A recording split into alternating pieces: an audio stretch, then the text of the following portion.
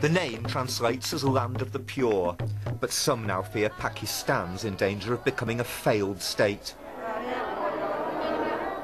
The dream of its founder irreparably compromised. How worried are ordinary Pakistanis, and what do they want for their country?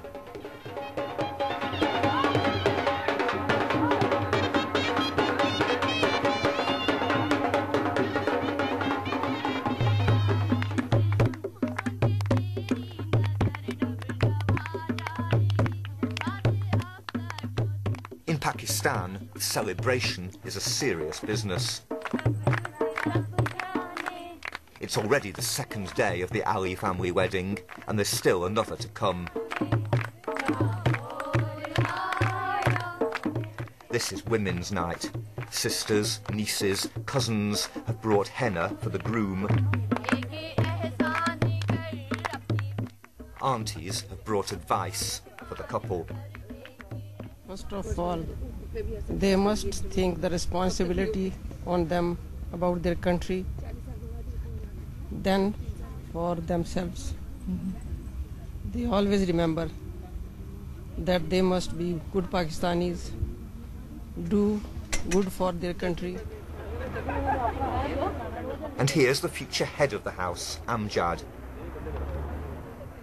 By day, a junior civil servant, last night, tonight, and tomorrow, a prince. No, it is not tiring. I am enjoying it. Yeah, still. Yes, yes, I'm still enjoying it. But you have several days to go. Because I have going to get something very beautiful. No. But before he gets his bride, he gets sweets. Lots of them. Just as well, because life's not sweet for Pakistan. As his aunts, retired servants of the state, know well. Who are the enemies of Pakistan, who are making such a bad situation in our country. They do not want to see it progressing Pakistan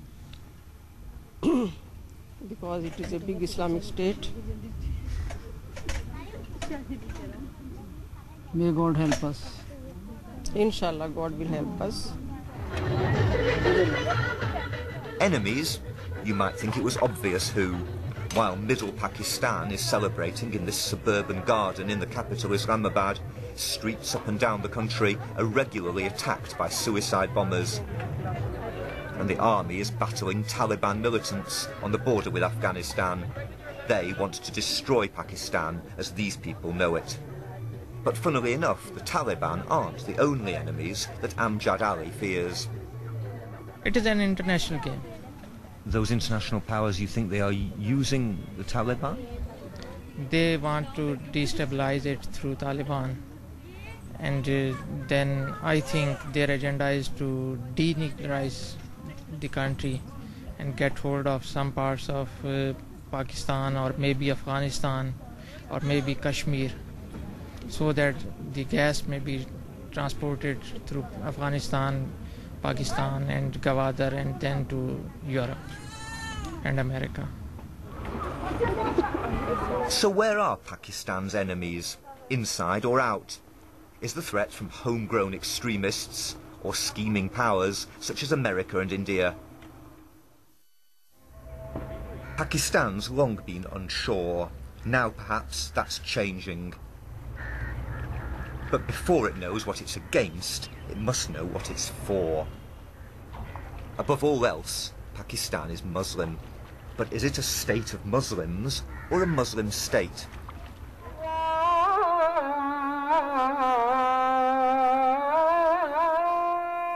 Views of Islam here differ widely. And the differences are reflected particularly clearly at the capital's Red Mosque, built up a few years ago into a centre of radicalism, now being rebuilt under Pakistan's new democratic government. You only have to come here to remember that Pakistan doesn't just face outside enemies, it has enemies at its very heart. 2 years ago, more than 100 people died here when the army stormed this building to defeat an armed Islamist group that was agitating for the imposition of Sharia law and the overthrow of the government. Now the red paint has gone, but the radicalism hasn't. The current prayer leader believes the rise of the Taliban was just a reaction to the West's war on terror. The people of Pakistan have wanted an Islamic system since the state was founded, but people don't take up weapons to bring that about. People take up weapons as a reaction to being attacked. They ask themselves why they've been attacked, and they conclude that it's this democratic system, which has joined with Western powers to attack them. The problem is now that if you suppress Islam by force, then it's a forceful image of Islam that you have.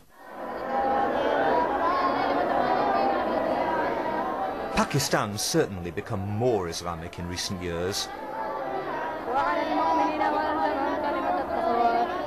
Increasing numbers of children are forsaking secular schools for madrasas, religious seminaries.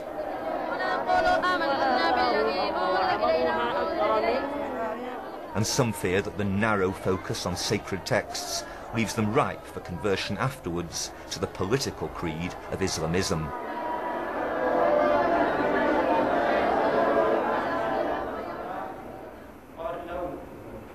Just down the corridor, a sign of radicalisation before they've left. Saudi-style headdresses. Does that show admiration for a country that, unlike Pakistan, enforces Sharia law? The best of Islam in Saudi Arabia because of the government of Saudi Arabia is working under the law of Islam. At the moment, Saudi Arabia is the only Islamic state because it has an Islamic system, and we are only seeing that in Saudi Arabia right now. Most Wahhabis, who follow the strict Saudi interpretation of Islam, don't believe in violent anti-Western jihad, but some do. Pakistan was formed back in 1947 from the most Muslim provinces of British India, depicted as the petals of a flower on this monument. But it wasn't an Islamic republic then, and very few would have wanted it to be like Saudi Arabia. The new state was the brainchild of Muhammad Ali Jinnah, the Quaid-e-Azam, or Great Leader. His slogan was faith, unity and discipline, but he was certainly no fundamentalist. Jinnah's revered as the founder of the nation, and yet there's not much agreement on what he really stood for. He appeared to want a secular state, and yet one with a specifically Islamic identity. Today, with many different groups all claiming that they embody Jinnah's vision, there's not much of the unity or the discipline that he wanted. Some now believe the Great Leader has been betrayed. We are already standing at the brink of terrible disaster. We are seeing what... A hall of largely secular Pakistanis, Jinnah's ageing children, has come to hear one of their greatest military heroes, retired Air Commodore Sajjad Haider, declare his love for the founder of the state and to denounce his successors. In my book I say that perhaps heavens put a curse on Pakistan. Thank you. The autobiography that the old fighter pilot is launching today recounts how he defended Jinnah's Pakistan, attacking Indian planes, and how petty politicians are destroying it. But he obviously emphasized always that the values of Islam are a perfect code of life. Be kind to your people, be honest in your undertakings. Every leader who has come, he has been selfish, self-centered and totally dishonest. Therefore, the people of Pakistan have never gotten any benefit of any economic schemes that they run in Pakistan. It is only for the rich, for the affluent people. In Pakistani terms, Sajjad Haider's friends are the rich, the chattering classes. Extremism is a real threat to them. Even if, like the rest of Pakistan, they can't agree how to solve the problem. The Taliban are not an issue for me. The issue for me is what the Americans are making our country do. But how can you be both against, in the current situation, can you be against America? And also, if you're against America, doesn't it mean you're pro the Taliban? No, why should it be one or the other? I mean, to me, America and the Taliban are mirror threats. You don't want these people here. We are the only ones who can do it. You think you should be allowed to, you're talking about the Taliban? Taliban? You think you should be allowed to do it on your own, without America? No, I'm not. We live in this world, for God's sake. Yes. On the hallowed lawns of Pakistan's most prestigious university, not quite the real world, you might think the children of the elite would be debating the country's future even more intensively. But they're not. Fundamentalism seems to be gaining ground here by default.